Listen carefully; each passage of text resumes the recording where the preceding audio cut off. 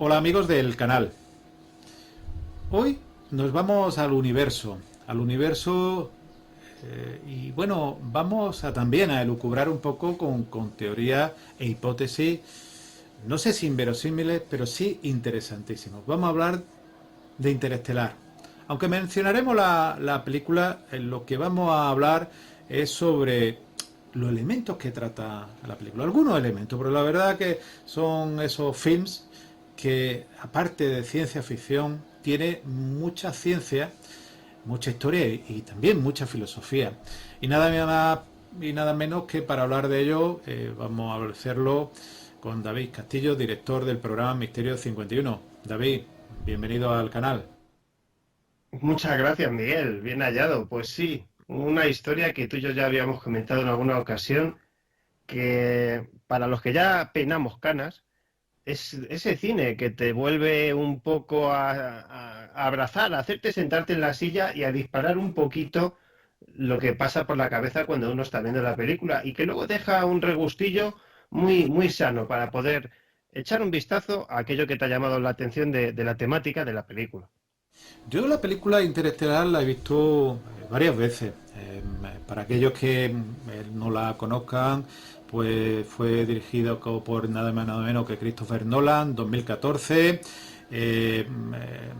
Su protagonista Matthew McConaughey, Michael Caine, Matt Damon, Jessica Chastain. Y bueno, trata de un planeta, Tierra, que está con muchos problemas y bueno, para intentar salvar a la población mundial, pues se hace un viaje. Y ahí es donde empieza la filosofía, pero también un elemento que ocurre en la casa del protagonista, que es la caída de libros, que parece que no tiene ninguna importancia, pero que al final sí la tiene. Yo aviso a que aquellas personas que lo hayan visto podemos hacer spoiler, eso sí que se lo digo, que no se nos moleste nadie, que vean primero la película si quieren, pero que no podemos hacer spoiler.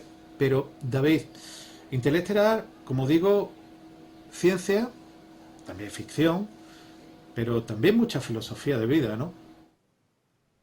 Filosofía, y fíjate que obtuvo el Oscar a los mejores efectos especiales. Que una película del espacio a día de hoy, después de todo lo que ha salido, le den el Oscar por efectos especiales, ya te dice, oye, aquí han hecho algo bastante bien.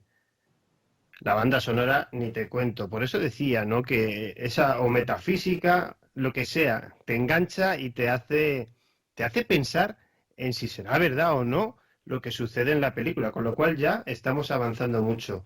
Y bueno, sí que es cierto lo que has dicho, ¿no? Seguramente haremos spoiler, pero spoiler de segundas, porque aunque vamos a tratar cosas que nos ha llamado la atención, el tema espiritual es muy fuerte también. La conexión, como si fuera otra dimensión más, casi que se establece entre padre e hija, es la que en teoría pues ayuda un poco, ¿no? A que todo salga bien en esta película. La relación padre-hija, también, humana, la relación humana, también, en ese viaje que hace, también esa interrelación. A mí me llama la atención porque hay otras películas que, bueno, están más o menos asesoradas. Muchas veces me quejo de las películas, a lo mejor del mundo de vista médico, que el asesoramiento o es mínimo o es malo, pero en esta el físico teórico Keith Thorne fue el asesor científico para garantizar que cuando se representase un agujero de gusano, como aparece en la película un agujero negro, también fuese lo más real posible. A mí me llama la atención cómo juegan con el tiempo, con el espacio, y llega un momento que para aquellas personas que quizá no entienda o no se pueda entender qué es lo que ocurre o la diferencia de edad de las personas que puedan viajar en ese horizonte de suceso, en ese perímetro del agujero negro, cómo el cambio de edad lo explican perfectamente, como la física, de una forma de ciencia ficción, pero la física real o la física teórica la llevan a la pantalla, ¿no?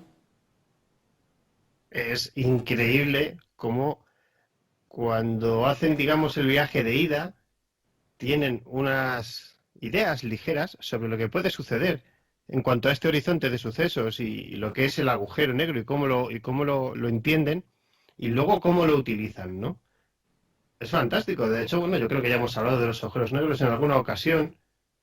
Dícese que si un espectador estuviera viendo cómo, por ejemplo, un autobús va hacia ese horizonte de sucesos, el espectador llegaría un momento en que vería una imagen parada para toda la vida. Aunque luego los que estuvieran en ese autobús normalmente serían absorbidos con tal fuerza de gravedad, con tal compresión, que se estirarían hasta separarse en moléculas. Pero fijaos que lo interesante es que el espectador llegaría a un momento en que vería parado ese autobús, esa nave, ese lo que fuera, porque se para el tiempo.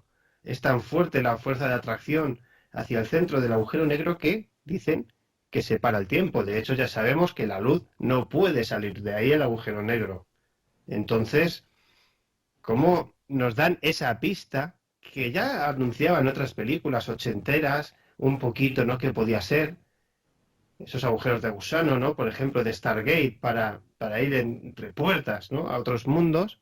Sin embargo, aquí, bueno, pues con esa banda sonora que decía, que me remito una vez más, es increíble, te mantiene con el corazón ahí, con el pulso a 100, consigue que tú cojas hasta cariño por los propios robots, máquinas que acompañan a los personajes durante la película, que, ojo, no los han humanizado para nada, son unas máquinas completamente deshumanizadas, en las que se ve cómo la programación influye a la hora de interactuar con los mandos de la nave, pero sin embargo los coges cariño, porque la película está muy bien hecha y hasta en ese momento que traspasan ese horizonte de sucesos está increíble. O sea, es que lo que sucede, que no lo vamos a contar, pero sí que sucede, esa lluvia de virutas que llega a causar daños bueno, y a producir un momento cero, a mí me parece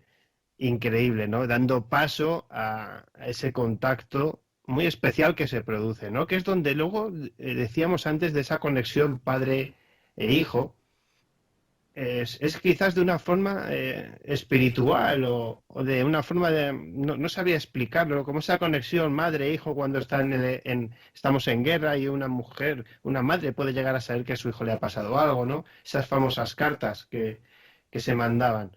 Pues eso pasa, eso sucede y nos lo enseñan también de una manera muy especial. Pero vamos a pararnos, si te parece, en el espacio-tiempo, que es un momento muy especial, ¿no? Cómo en este viaje, en la película, bueno, pues van buscando una serie de planetas viables para salvar a la humanidad, ¿no? Y en uno de estos se tienen que dividir para, mientras uno de ellos se queda tomando datos y manteniendo la nave en órbita de uno de los planetas, pues bueno, otra parte de la tripulación tiene que ir a ver si esas muestras tomadas por un científico están ahí, si son válidas, ¿no? Y ahí se produce una serie de sucesos, bueno, como en todas las películas de acción, por cierto, increíbles, muy, muy, muy bonitos de ver.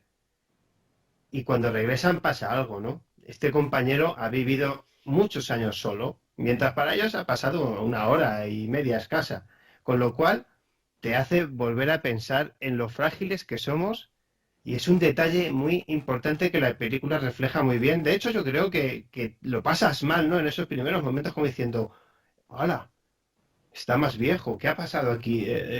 Toda una vida solo, ¿no? En una nave. Y Es además un momento importante. el protagonista que se queda solo en la nave dice, he tenido mucho tiempo para hacer muchos estudios, hacer cálculos, se le ve avejentado, deteriorado. En cambio, los dos protagonistas que van a ese planeta a intentar pues corroborar si era posible, y no vamos a hacer spoilers sobre eso, si era posible la posibilidad de existencia de que se pudiesen vivir allí o no, no ha pasado prácticamente nada. Esa diferencia, como el tiempo y el espacio es relativo. Para uno ha pasado mucho tiempo, como dice, ha tenido todo el tiempo del mundo, media vida, se ha tirado en una nave solo, Ojo, y lo que me llama más importante, la integridad psicológica que tiene esta persona, porque se habla que cuando las personas se quedan solas, se producen alteraciones, pueden empezar a escuchar voces, por ejemplo, personas que se encuentran en cuevas, a partir de cierto tiempo pueden estar alterados. Como tú bien dices, esos robots que me recuerdan al HAL 9000 de Stanley Kubrick de 2001, que para nada están humanizados, no son robots antropomorfos, todo lo contrario, pero que uno dice, parece que tienen una especie de alma. Como digo, ese reencuentro de personas que prácticamente tenían la misma edad, donde al final uno es más mayor y los otros son más jóvenes, es un choque generacional que demuestra que esa teoría de la relatividad es real, ¿no? Es súper real. Además, el tema de la relatividad, como lo tratan aquí, también nos va a enseñar muchas cosas. Sobre todo nos va a animar a coger un libro y a buscar y a preguntarnos qué es este fenómeno. Me quedo como tú has dicho, con el recibimiento de este personaje cuando ellos regresan. eh, Esa faz que tiene en la cara está como tú muy bien has dicho, solo. Es que ha estado solo y ya no es capaz casi de cambiar el gesto cuando ellos regresan. Lo ha perdido quizás esa humanidad o esa manera de alegría. Creo que tiene detalles la película muy, muy, muy importantes que hay que pararse. Yo la he visto ya 4 o 5 veces y cada vez me fijo en más cosas, como en esto de la cara de un personaje, cómo reacciona o cómo no reacciona. Me gustó mucho, por ejemplo, también el tema de que empieza, es muy ochentero, ¿no? Es que por eso digo que esas películas de los 80, que del fin del mundo, del fin de la Tierra, cómo se acaba la vida en la Tierra, cómo una vez más hay que engañar a una parte del sector de la humanidad para sacar un proyecto adelante, ¿no? Esa conspiración que siempre decimos que tienen NASA y compañía, se hace muy visible también aquí. Y como los supervivientes siempre tienen la fuerza y la esperanza de dar un paso más, ¿no? Que quizás esa es la diferencia. La esperanza y el amor por la hija, lo que le hace a este personaje hacer un viaje absolutamente increíble y no ser el elegido, sino ser quizás el primer ser humano en hacer un viaje por un agujero negro, pero maravilloso, maravilloso. Y ahí es donde entra el tema de la gravedad. ¿Qué sucede con la gravedad? La gravedad como, digamos, como conexión entre dimensiones o como una propia dimensión, que esto es lo que hemos hablado en alguna ocasión de las ondas. ¿Puede la gravedad filtrarse a otras dimensiones? Pues bueno, aquí nos enseñan, nos da pinceladas sobre esto. Hay un artículo de un equipo de investigadores de la Universidad de Princeton que ha tratado justamente de comprobar si tal y como se sostienen estas teorías, la fuerza de la gravedad es capaz de filtrarse a otras dimensiones diferentes de las tres que nosotros conocemos. Y han analizado para esto al detalle las ondas gravitacionales generadas por la colisión de dos estrellas de neutrones y detectadas además en noviembre de 2017. Bueno, pues esto es lo de siempre. No han encontrado evidencias de que tal filtración se produzca, pero admiten que la cuestión sigue abierta y que el trabajo aparecerá publicado, y de hecho aparece publicado en una revista muy conocida. Pero se han abierto muchas teorías. A mí me gustaría que, por ejemplo, es lo que te digo de la película, que te toca el ser interior y te hace creer y mirar otra vez de nuevo con pasión al cine de ciencia ficción, al cine futurista y a preguntarte por qué no puede ser, podría ser. Que ese viaje con retorno, al final se complica y ese retorno se convierte en imposible. Como uno de los elementos que hablan los psicólogos, los psiquiatras, la aceptación, cómo realizan esa aceptación y bueno, por un bien común, como es el poder transmitir o poder colonizar un planeta, porque la Tierra, como tú bien dices, a nivel ochentero se estaba destruyendo, como ellos aceptan, también porque no tienen más remedio, pero la aceptan si no de buen grado, sin más remedio, ellos aceptan que realmente no van a poder volver.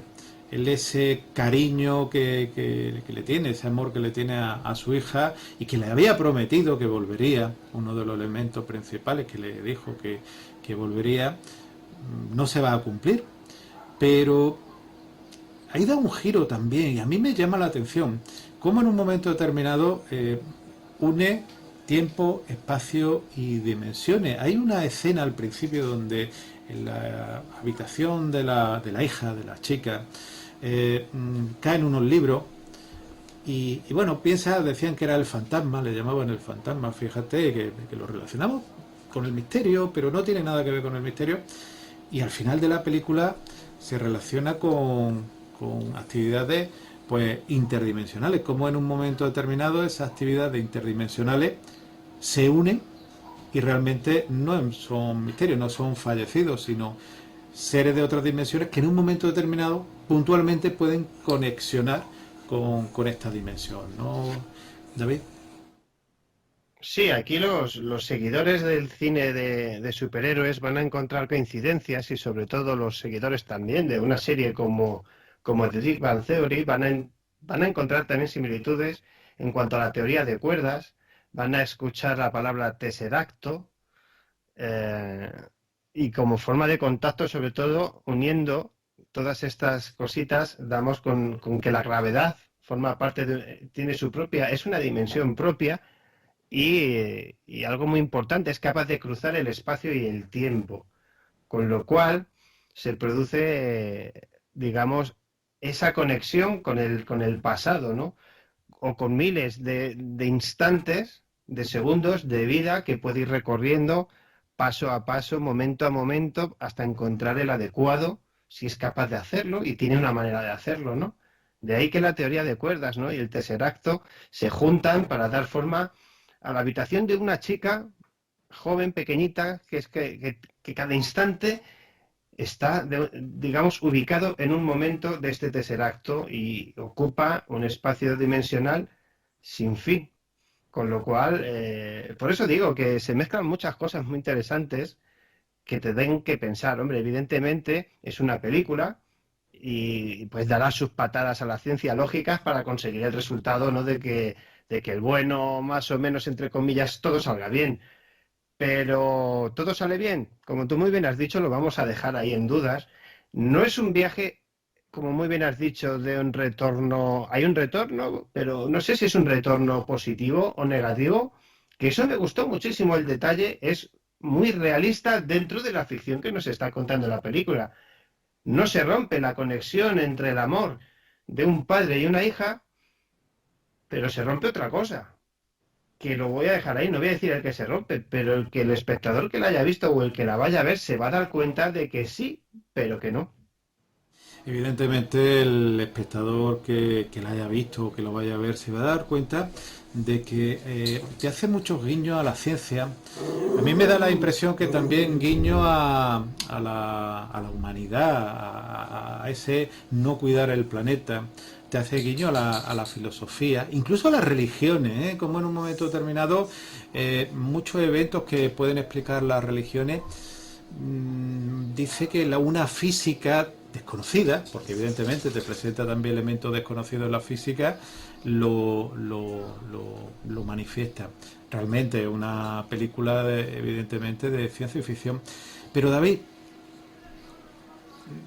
esos elementos unidos, eso no puede volver, bueno, no puede volver o volver de otra forma, como tú dices, te hace pensar de que nuestro mundo, este mundo que vivimos, y que bueno, que sabemos que es frágil, pues a lo mejor hay que mirar hacia afuera también, ¿no? Yo creo que uno de los grandes mensajes, hay que mirar hacia afuera para intentar, bueno, preservar este mundo que tenemos. Y de hecho empieza la película así, pero que realmente en un momento determinado la presión que se realiza el planeta hay que intentar mirar a otros mundos, ¿no?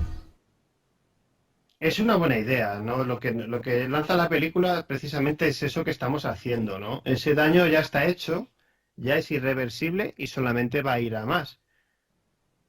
Y de ahí viene el salto que tenemos que dar, ese salto de fe casi que es, ¿no? Bueno, yo creo que estamos en un camino similar. Por eso decía ese toque ochentero, ese toque a lo casi Mad Max, de certificación, de... Fíjate que se da un detalle muy importante que es la segregación personal de toda la sociedad. Tú vales para esto, vas a hacer esto. Tú vales para cosechar, vas a cosechar. Tú eres inteligente y tienes un nivel alto para fomentar el estudio, para salir de la tierra, etc. O sea, pero todo muy ya hecho desde el instituto, ¿no? Y es un detalle muy, muy, muy, muy importante que se deja ver, ¿no? Y ese pequeño valor familiar, quizás, ¿no? Quedándose ese abuelo, cuidándolo todo, cómo va pasando el tiempo, es que es un viaje muy distinto el que hace la tierra, tal y como está ya con los daños que tiene, los daños a las cosechas. Es un viaje que hace en un tiempo y en un espacio, y luego están los astronautas, que hacen su viaje particular y se dividen y siguen cada uno haciendo su viaje. De hecho, hay varias divisiones, como bien hemos dicho, la del compañero que se queda solo, el retorno que es desigual, unos retornan de una manera y otros, o sea, es que es fantástico. Y a todo esto nos encontramos con lo que dices tú, ¿no? Con un clima dañado en el cual ya poco podemos hacer, ¿no? Se ha perdido la esperanza total y de nuevo la enfermedad en un tema que si tú fueras médico en esa película lo hubieras pasado muy mal, porque son temas broncopulmonares de nuevo los que acaban con la sociedad prácticamente. Hay un elemento también, aparte de estos viajeros, también hay uno de los personajes donde el fin justifica los medios. Él se quiere salvar y es capaz de falsificar documentación y hacerles trasladarle a un lugar, a un planeta, pues que las pruebas no eran lo que ponía, simplemente porque esos viajeros que habían mandado una serie pues de personas que iban llegando, esos adelantados que, como decían en cuando se fueron a América, esas personas que iban, había una serie de adelantados que algunos de ellos, no sé si por maldad, por angustia o por lo que fuera, indica que el fin justifica los medios y no le importa el bien común, sino el bien propio, ¿no? Además, estás hablando de uno de los mejores actores del cine a día de hoy, que a todo el mundo le va a sorprender porque hasta el medio regulín, medio no llega a ser malo. Yo creo que es humano. El más humano de todos quizás sea él. Porque la soledad, Miguel, yo creo que es la soledad lo que una vez más se ve en esta película, es que la soledad, tanto en el personaje que se queda en la nave como este del que estás hablando, que no puede con la soledad, no puede. Llega un momento en el que se duerme para no despertar. Ha perdido la fe, ha perdido la fe. Y solamente cuando arranca a llorar es cuando ve otra cara humana. Con lo cual volvemos a ese eterno debate de si podemos vivir solos, nuestros mayores que viven solos, pueden vivir solos. ¿Qué pasa con el cerebro del ser humano cuando está solo? Se deshumaniza del todo, yo creo. Y esa deshumanización es la que le hace querer terminar la misión a toda costa, pero ojo, teniendo que volver, si te fijas, porque la misión no es volver, pero él determina que para él la misión es volver y así pasa lo que pasa. Evidentemente. Otro elemento que tú lo has dicho, esa música que a mí me recuerda una música hipnótica, me recuerda a, bueno, un mantra en muchos casos, de Ujú. Hans Zimmer, la música, impresionante, porque en en lo que es en el cine o en la televisión se ve, pero tocado por una orquesta es impresionante cómo se te ponen los vellos de punta, porque que entra una especie de mantra, igual que en la película Origen, que también la música es de Hans Zimmer, sabemos este fantástico compositor que también intenta meterse en la ciencia o la historia que se cuenta. También quizá tenga, no voy a decir algo oculto, pero también intenta inducir a las personas a ese estado mántrico o estado de relajación o de implicación con los personajes. Yo creo que estamos hablando quizás, para mí, un personaje, un señor que ha superado al gran John Williams, quizás en bandas sonoras de películas. Yo creo que para mí lo va a superar, si no lo ha superado ya.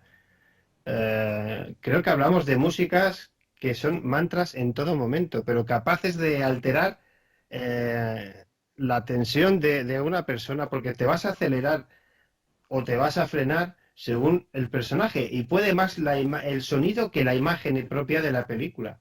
Por eso yo creo que ese Oscar a los efectos especiales, en combinación con esa nominación al Oscar por la banda sonora, se complementan muy, muy, muy bien. Y hablamos de Hans Zimmer. Yo es que, no sé, hablamos de bandas sonoras como Gladiator y un montón de ellas más, ¿no? Creo que Hans Zimmer ahora mismo ha conseguido con esas bandas sonoras tocar la fibra del ser humano y hacer que se te pongan. De hecho, yo estoy hablando de Gladiator. A mí es que es una banda sonora, la de Gladiator, que me vuelve loco. O sea, Hans Zimmer en general, yo tuve la ocasión de ver un concierto con toda su música, sus arreglos para la música, con una orquesta, pues no sé, 30, 40, 50 músicos, con precisamente con la misma cantante, con la misma artista que canta en Gladiator, cantando, haciendo la presencia, es realmente una cantante de ópera, creo,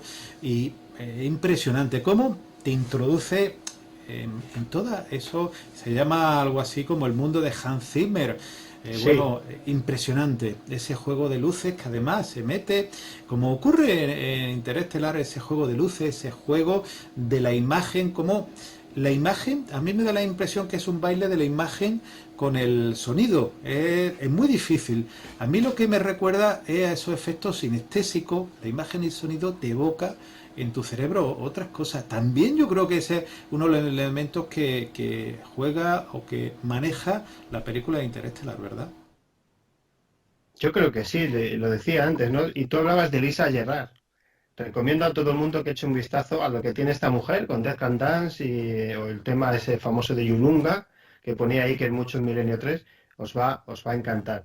El tema de la música con las imágenes, es que es lo que te decía. Yo me traslado un poco a esa Matrix cuando salió en su momento, que yo salí del cine enchochado con Matrix. Y pasa quizás con Gladiator, que quizás el éxito de estas bandas, estas películas sin una banda sonora tan buena, no son igual de películas. Pero si a esto le sumas que han tratado el universo con un respeto, entre comillas, vamos a ver, no voy a hablar rigurosidad científica porque entonces no estaría diciendo algo correcto para un científico, pero para un aficionado al cine que va a pasar un buen rato, es perfecta. Hay películas como La Llegada que tratan un poquito algo parecido de otra manera, que están muy bien. Por cierto, La Llegada está muy, muy bien, tiene una banda sonora muy interesante, pero se queda un escalón por debajo de esta película, porque ha conseguido eso, que la banda sonora, que las imágenes, sobre todo, fíjate, cuando él está haciendo ese viaje tan complicado de regreso, se producen una serie de sonidos en el espacio. mm, a ver, sonidos sin sonidos. Quiere decir, en el espacio no hay sonido, pero, sin embargo, tú estás en la perspectiva de Matthew McConaughey en ese momento sufriendo una serie de daños, con lo cual tú sí tienes el sonido del interior del casco que él lleva. Y si hay un entremezclado del sonido del silencio con el sonido de los contactos, con una banda sonora tántrica totalmente. Por eso quiero decir que para mí es una de las mejores películas de los últimos 20, 25 años en cuanto al tema científico se refiere, no ya porque nos cuente avances, sino porque te vas a pegar 3 horas sentado en el sillón y cuando termine la película vas a pensar, mañana o pasado me la pongo otra vez. Es curioso lo que dice de los sonidos. Aquellas personas que hemos podido estar en una cámara anecoica es una cámara donde no llega ningún sonido ni puede salir tampoco ninguno, donde en un momento determinado el silencio más profundo hace que tú escuches a tu propio organismo. Yo lo he escuchado en una cámara anecoica y también en un lugar muy al norte, en Noruega, como en un momento determinado el silencio más absoluto, por el efecto también sonoro que se produce, el efecto de aislamiento sonoro que se produce, te produce una fuerza como diciendo y que te hace sentir que eres tú mismo. Es una sensación muy difícil. David, estamos llegando al final de este programa cortito, como digo, es un programa pensado para YouTube, un poquito más largo, pero yo creo que merece la pena. Y a mí me gustaría también, ¿qué le faltaría a Interestelar para ser el caso perfecto? O la película perfecta, vamos, el caso perfecto lo he dicho por el tema del objeto volador no identificado, por la película perfecta. Bueno, quizás ahí has dado con la tecla. Quizás en lo que no os vais a encontrar en esta película en ningún momento es una conexión con otras entidades. Eso ya os lo adelanto. El que vaya buscando marcianos, aquí no los va a encontrar. Pero bueno, quizás le falte eso, ¿no? Hacer un pequeño guiño a otras culturas.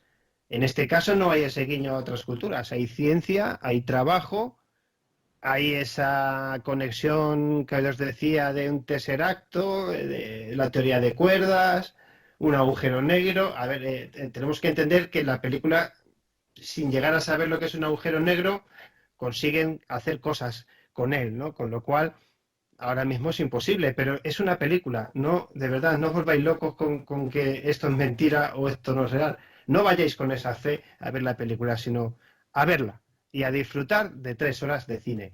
Porque científicamente hablando, evidentemente va a cometer errores, pero son mínimos, porque se trata de que usted pase un buen rato viendo una película y consiga concienciarle en algo, en alguna dirección. Porque realmente el tema de que haya conexión, que yo quizás lo que sí hubiera echado en falta es algún mínimo guiño, como en Odisea, en 2001 y tal, un pequeño guiño a esa cultura madre que pudo haber hace miles de años. Pero fíjate que hasta que no me lo has dicho no había caído en ello. No me hizo falta. A mí, o sea, acabo de caer ahora y estoy respondiendo de nuevas a este tipo de teoría. A mí no me ha hecho falta pensar en ese tipo de detalles. Para que veáis que a mí me ha llenado la película tal cual. Pero porque voy con esto, ¿no? Voy con la idea de no esperar una súper, sino ¿qué voy a ver? Voy a disfrutar de lo que voy a ver, nada más. Ese monolito de 2001 donde Claro. realmente se une con esa música de Strauss, así habló Zaratustra, impresionante. Realmente lo que tú dices es una película, tendrá pues mucho fallo o no, pero a mí lo que me gusta de esa película principalmente que te hace pensar. Bueno, hemos llegado al final. Quiero recomendar el programa de David Misterio 51, que lo podéis escuchar en iVoox. Eso también, el canal de YouTube de David, también Misterio 51, y esos directos que realiza en el Facebook, que también pues os invito a que lo sigáis. David, de verdad, muchísimas gracias y hasta la próxima. Muchísimas gracias. Eureka.